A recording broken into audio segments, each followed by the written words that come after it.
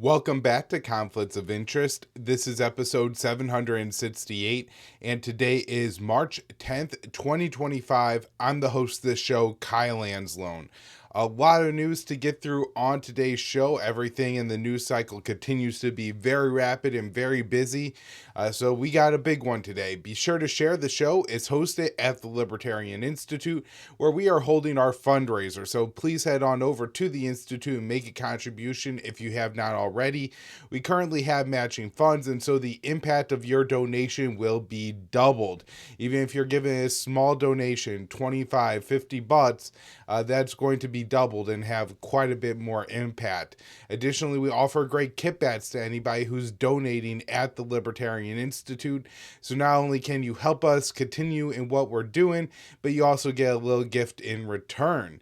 Now, you can also find the show on the blog at antiwar.com, YouTube, Rumble, or Odysee for the video version of the show. It's up anywhere you can listen to audio podcasts.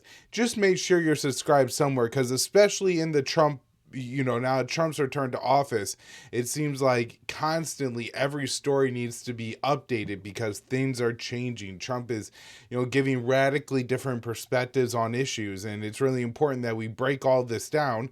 We try to capture and celebrate what the president's doing well and highlight what he's doing wrong and explain why that is to try to move the policy. And last, follow me on Twitter at KyleAnzalone_. Now let's get into today's show. The first article we have here is from Dave DeCamp at antiwar.com. State Department to use AI to revoke visas of students who appear pro-Hamas. So Secretary of State Marco Rubio is launching an AI-driven crackdown, and it's going to revoke visas of foreigners in the United States who appear pro-Hamas in a crackdown targeting pro-Palestinian protests on college campuses. The report said the effort will involve AI-assisted reviews of social media accounts of tens of thousands of foreign students in the U.S. on visas that will look for evidence of alleged terrorist sympathies expressed after Hamas's October 7, 2023 attack on Israel. The language in the report suggests that any foreign students who attend pro-Palestinian demonstrations or express sympathy for Palestinians online could be swept up in the crackdown, since opponents of the Israeli siege on Gaza or U.S. military support are often labeled pro-Hamas. Civil liberty groups have strongly criticized President Trump's promise to deport foreign students who attend pro-Palestinian protests, since the speech of foreigners inside the United States is supposed to be protected by the First Amendment. And on Wednesday's episode of the Kyle Anzalone Show, it's the first link in the show notes, by the way. If you're not subscribed, head on over and subscribe. We are closing in on 500 subscribers. That'll be a good number for us in the early months, and so help us hit that goal by heading over and subscribing. But on the last episode of the Kyle Anzalone Show, I played a couple clips from Glenn Greenwald, where he really did a good job of breaking this down too.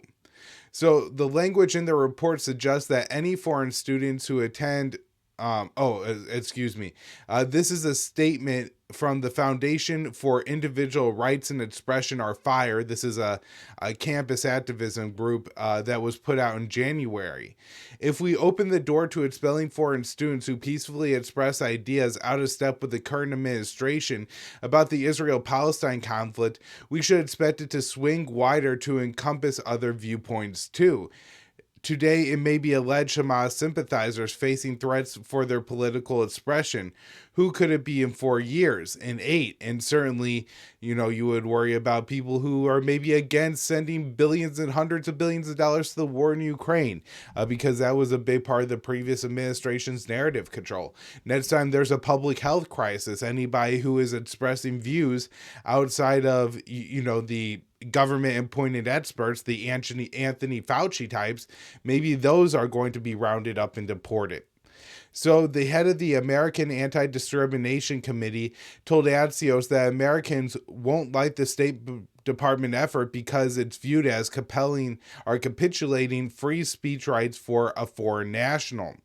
The new State Department project is part of a broader administration effort against protests that are critical of Israel, which includes threats from President Trump that universities that allow what he calls illegal protests would lose federal funding. The Department of Justice also launched a new task force investigating alleged incidents of anti-Semitism on college campuses. And this is really the most disgusting and one of the worst things that I could imagine the Trump administration doing.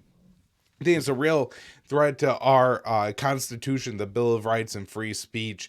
And I know there's a lot of, allegedly pro-Constitution libertarians online who support Donald Trump who are now trying to justify and sell this as some kind of thing that Trump has the power to do, when in reality this is just a destruction of the First Amendment. And first it'll start with, foreign nationals in the United States, but it will expand and they will try to crack down on the speech of regular Americans like myself. All right, so next up here, this is an article that I wrote for the Institute on Friday. Trump threatens Russia with large-scale sanctions and tariffs. And my apologies, this isn't from the Institute, it's from antiwar.com. So President Donald Trump threatened to intensify the U.S. economic war on Russia with large-scale sanctions and tariffs. Trump's post followed massive Russian attacks on Ukraine. So Trump wrote on Friday, based on the fact that Russia is absolutely pounding Ukraine on the battlefield right now, I am strongly considering large-scale banking sanctions, and tariffs on Russia until a ceasefire and final settlement on peace is reached. To Ukraine, Russia and Ukraine, get to the table right now before it's too late. Thank you. So the president issued the threat following an overnight Russia attack on Ukraine's power and gas facilities that deployed over 250 missiles and drones. Kiev says it used F-16s for the first time, French-made Mirage 2000 fighter jets to repel the attack. Ukraine reported destroying most of the drones, and apparently a lot of them didn't even have warheads on them, and so they're just decoys there to take out or distract Ukraine's radars and missile defense systems, but only half of the missiles, so about 35 hit their target. Kiev has a policy of not discussing successful Russian attacks, so it's unclear what was destroyed. At least 8 people were injured in the attack.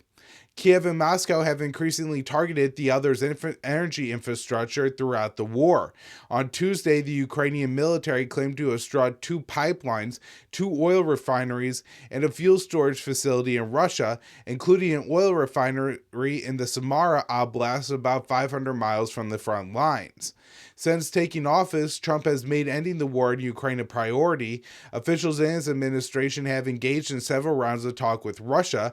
In a major success, the two superpowers agreed to restore diplomatic relations.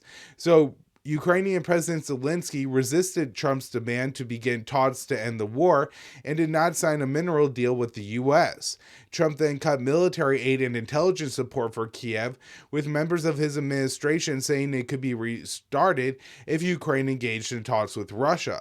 Trump is now saying he will increase pressure on Russia not to exploit the reduced U.S. support for Ukraine and enter into talks. However, it's unclear how much economic pressure Washington can put on Moscow at this point. After President Vladimir Putin invaded Russia, Biden worked with the European Union to place several rounds of sanctions on Russia aimed at crippling the Russian economy. 3 years into the war, Moscow has weathered the economic war by developing deeper ties with countries outside of Washington's orbit. The Western sanctions were intended to bring the Russian war machine to a halt, but Russia has been able to invest considerable resources in producing arms and upgrading its military. And so they haven't been particularly effective. And the last thing I want to point out when it comes to this article is just it's very interesting that on the last day that Kiev has the intelligence support, they put together this apparently pretty successful attack on Russian energy infrastructure, and then this seems to lead to a Russian attack on Ukraine. But then Donald Trump reacts and making new threats against Russia. And this is one of the problems with Donald Trump. He never sees the wider picture. He just reacts to the news that's put in front of him at the time. And so now we have him making threats towards Russia, which I think his attempt to get Russia to the table by publicly being not kind is probably too strong of a word, but publicly being reasonable with Vladimir Putin. And if he reverses that, then Russia could be less interested in future negotiations. Next up here, this one from Dave DeCamp, antiwar.com, March 9th. Report, Trump wants Zelensky to move towards elections to restart U.S. military aid and intel sharing. So the Trump administration wants Zelensky to move his country towards elections or consider stepping down as one of the requirements for the U.S. to resume military aid and intelligence sharing with Ukraine. The report, which cited U.S. officials, said the administration wants to see a change in Zelensky's attitude towards peace talks and the possibility of ceding territory to Russia, and for Ukraine to sign the minerals deal that will give the U.S. a piece of the revenues made from Ukrainian rare earth minerals and other natural resources. U.S. and Ukrainian officials are meeting in Saudi Arabia this Tuesday and are expected to discuss such issues. So far, Zelensky's public comments about being ready to work towards peace and sign the minerals deal haven't been enough for the Trump administration to restart aid and intelligence sharing. Ukrainian elections appear to be a major sticking point for the Trump administration since it may view Zelensky as an impediment to peace. The Ukrainian leader has interest in keeping the war going since his term in office expired in May of 2024 and has been able to retain power due to the lack of elections. Ukrainian officials have justified the lack of elections by pointing to Ukraine's constitution, which prohibits a vote during martial law. Martial law was first declared when Russia invaded and has been extended since. Zelensky made it clear at one point that he could have held an election if he wanted to, suggesting that it could happen if the U.S. and Western countries paid for it, but the Biden administration did not put any pressure on Zelensky to hold an election and help justify his decision not to. It remains unclear what sort of deal may be reached to end the war. Russia has launched heavy missile and drone attacks against Ukraine in recent days, leaving President Trump to threaten additional sanctions on Russia. So now we have this story that I wrote for antiwar.com on March 7th. Trump sent letter to Iran calling for a new nuclear agreement. Now, we do have an update on this. I'm just going to kind of quote what Trump said. I would rather negotiate a deal. I'm not sure everybody agrees with me, but we can make a deal that would be just as good as if you won militarily. But the time is happening now. The time is coming up.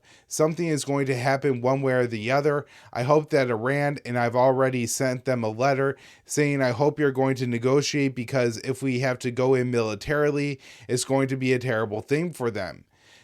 There are two ways Iran could be handled, militarily or you make a deal. I would prefer to make a deal. And so this was a segment from an interview that first this segment aired on Friday, but the full interview aired on Sunday.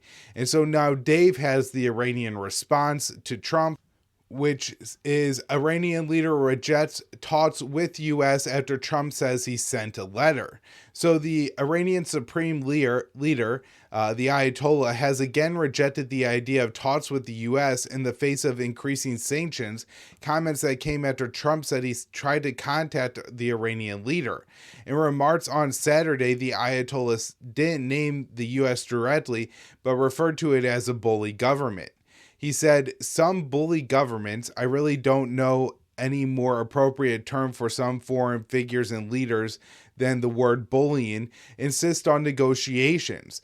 Their negotiations are not aimed at solving problems, they are aimed at domination. And that is certainly a good description of Donald Trump's view of negotiations.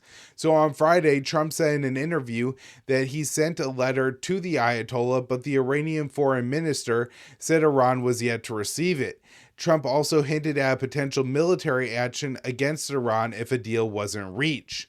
Trump wants a deal on Iran's nuclear program, even though he's acknowledged that Iran's leadership doesn't want a nuclear bomb. But the Trump reimposition of the so-called maximum pressure campaign against Iran has made the possibility of diplomacy less likely.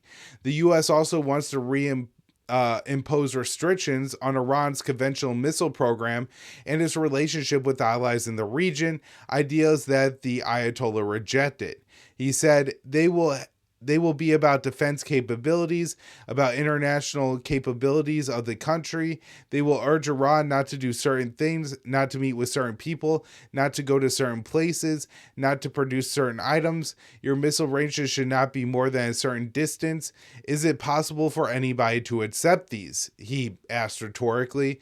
Last year, the Ayatollah expressed an openness to direct talks with the U.S., saying there was no harm in engaging with the enemy. He made the comment shortly after the new Iranian president, who's viewed as a moderate, was sworn in.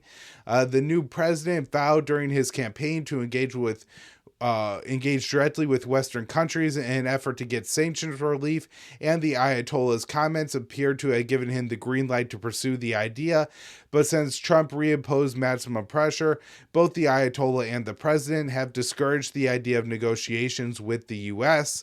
And the Ayatollah previously said, I think it was, negotiations with the U.S. are not intelligent or wise.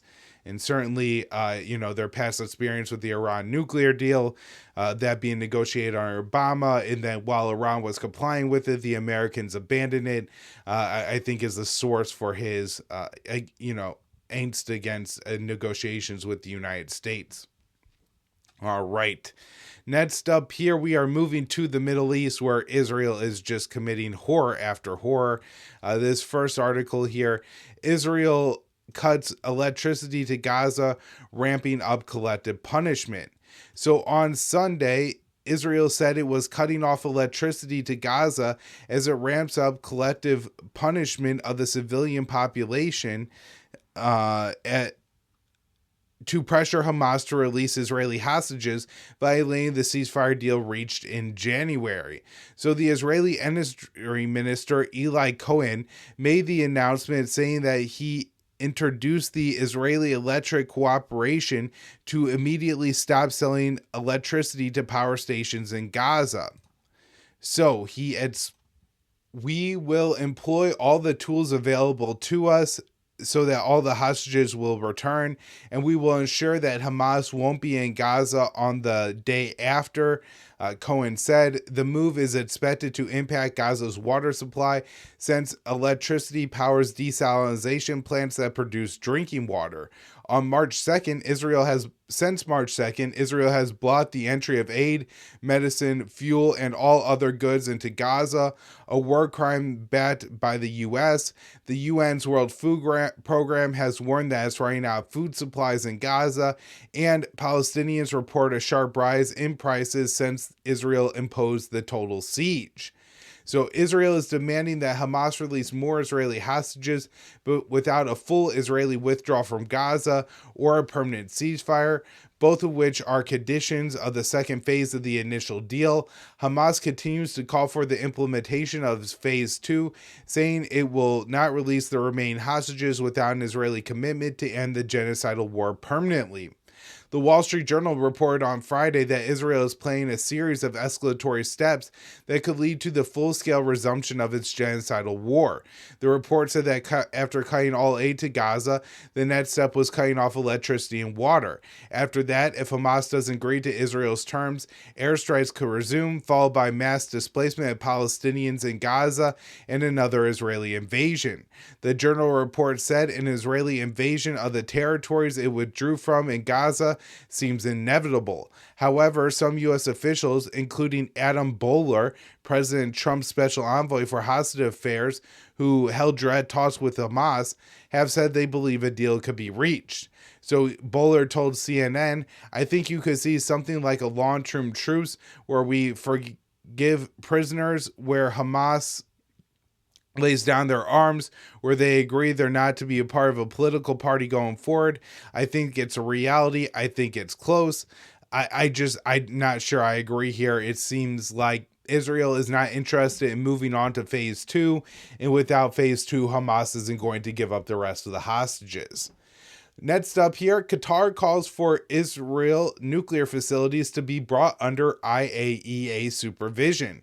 So Qatar has renewed its calls for Israel's nuclear facilities to be brought under the inspections and supervision of the International Atomic Energy Association, or the IAEA, and for Israel to join the Non-Proliferation Treaty, the NPT, as a non-nuclear state, which will require Israel to abolish its nuclear stockpile. Israel has a covert weapons program that it does not officially acknowledge and is estimated to have somewhere between 90 and 300 warheads. Qatar's foreign ministry said that Doha's ambassador to the UN in Vienna made the statement concerning Israel's nuclear program during a meeting of the IAEA's Board of Governors. So the foreign ministry said the minister underscored the need for international community and its institutions to uphold their commitments under resolutions of the UN Security Council, the UN General Assembly, the IAEA, and the 1995 Review Conference of the NPT, which called on Israel to subject all its nuclear facilities to IAEA safeguards. The statement added that the Qatari officials pointed out all the Middle Eastern countries, except Israel, are parties to the NPT and have effective safeguarded agreements with the agency. The IAEA's Board of Governors often censures Iran through Western drafted resolutions for its nuclear program, even though it subjects it to IAEA inspections, and despite the hype over uranium enrichment levels, there is no evidence Tehran is seeking a bomb. On the other hand, Israel's secret nuclear weapons program, which is not subject to any inspections, rarely gets any attention. This is largely due to the fact that the U.S. also does not acknowledge its existence and doesn't put any pressure on Israel to sign the NPT. The U.S. cannot recognize the existence of Israel's nuclear weapons since foreign assistance laws prohibit military aid to nuclear-armed countries that are not subject to IAEA inspections, and so acknowledging the existence of the program would impact the U.S. ability to legally ship aid to Israel, although given how much aid the U.S. sends to Israel as they commit war crimes, they're already violating U.S. laws. So even if we did acknowledge it, we would probably still send military aid to Israel against U.S. laws. All right, next up here, this is one I wrote for the Institute on March 9th. Israeli intel says Netanyahu policies led to Hamas October 7th attack. So the Israeli Shin Bet intelligence agency concluded that policies of Prime Minister Benjamin Netanyahu led to Hamas's successful attack. The report released last week explained that Netanyahu allowing Qatar to send funds to Hamas propped up the Palestinian group and paved the way for the October 7th attack. It explained Netanyahu's policy of quiet that allowed Hamas's massive buildup, the flow of Qatari funds and their deliveries to Hamas's military wing, and the ongoing erosion of Israeli deterrence. So the long-time Israeli Prime Minister has believed that propping up Hamas in Gaza was the key to never having to negotiate a two-state solution by keeping the Palestinians in the Strip and the West Bank divided. Likud spokesman John Urich, one of Netanyahu's media advisors, once bragged that Netanyahu's key success was disconnecting Gaza from the West Bank, both politically and conceptually. Netanyahu basically smashed the vision of Palestinian state in these two places. Some of the achievement is related to the Qatari money reaching Hamas each month. Tel Aviv even pressured Doha to give cash to Hamas. Netanyahu previously dispatched high officials, such as Mossad chief Yossi Cohen, to Doha, begging the Qataris to keep funneling money to Hamas, as Avigdor Lieberman, the former defense minister, put it. So the report released on Tuesday added the effort to cope with terrorist organizations on the basis of intelligence and defense, while refining from offensive initiative and the cumulative weight of violations on the Temple Mount, are other reasons that the October 7th attack happened. And so what Tel Aviv refers to as the Temple Mount is the Al-Aqsa Mosque and compound. Prior to the Hamas attack, then National Security Minister Itamar Ben-Gvir was encouraging Jewish prayer at the site while cracking down on Palestinian worship. Hamas dubbed its October 7th attack Al-Aqsa Flood. On Thursday, reports surfaced that Netanyahu was attempting to push out the head of the Shin Bet, Rowan Bar. Sources said Netanyahu has been pushing Bar to resign, arguing that he failed completely in everything that pertains to how the Shin Bet coped with the Hamas organization in general, and specifically to the event of October 7th. On Monday, the Prime Minister's office confirmed reports saying the one who appoints the head of the Shin Bet is the government and not the sitting Shin Bet chief. The Shin Bet report also admitted failures on its part. Had Shin Bet acted differently in the years preceding the Hamas attack and on the night of the attack, the massacre would have been prevented. It continued, "This is not the standard that we expect from ourselves and the public from us." The conclusions drawn by Shin Bet followed inquiries by the Israeli military released recently that reviewed its failures on October 7th. The IDF concluded on the morning of the attack, the military was substantially unprepared for the Hamas assault. All right, moving on to Syria. Over 1,000 reported killed, mostly civilians, as HTS Syrian forces execute Alawites.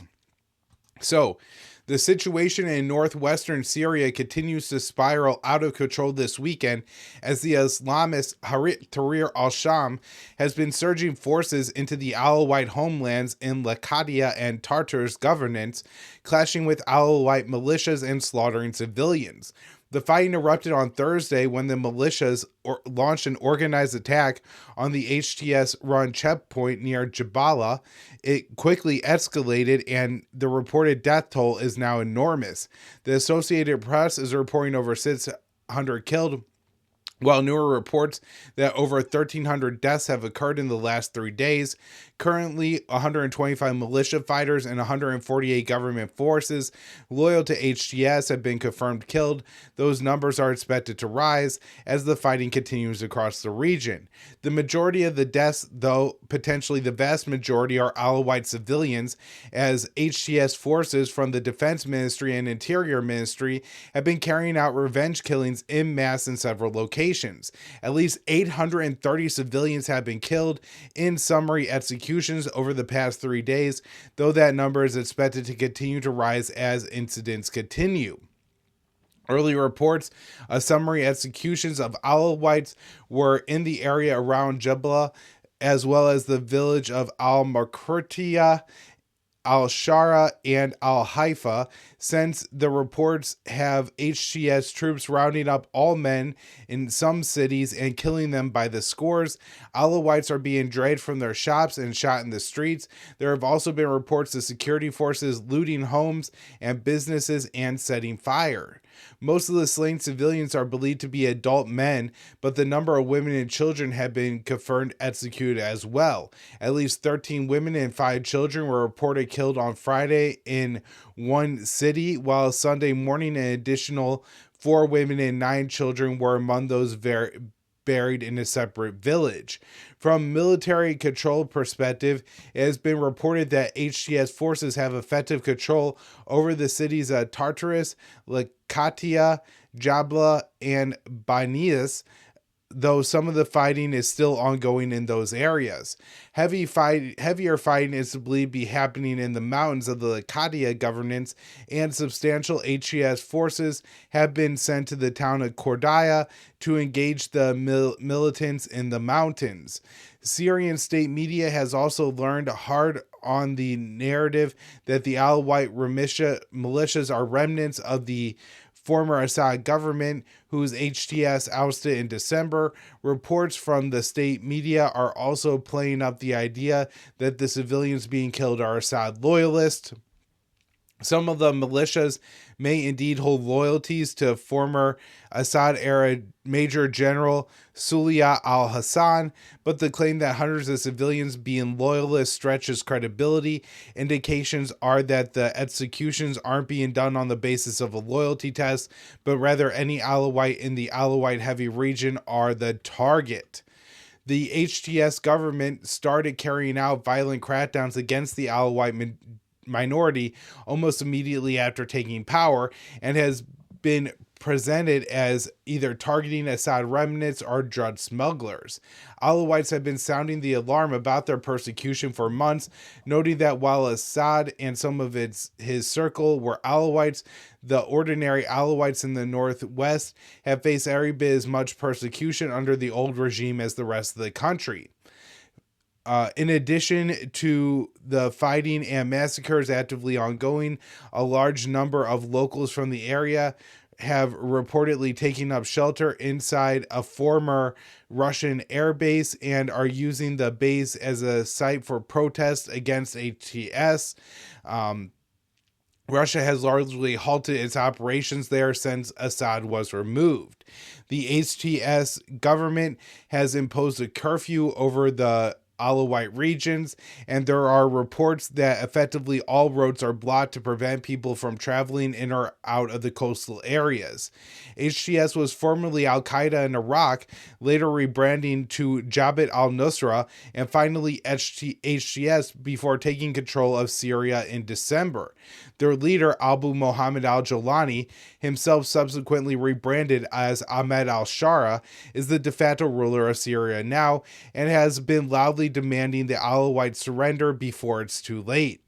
With growing international disquiet about the massacres, Syria announced on Sunday that they are formally forming an independent committee to investigate the reasons and circumstances for the killings.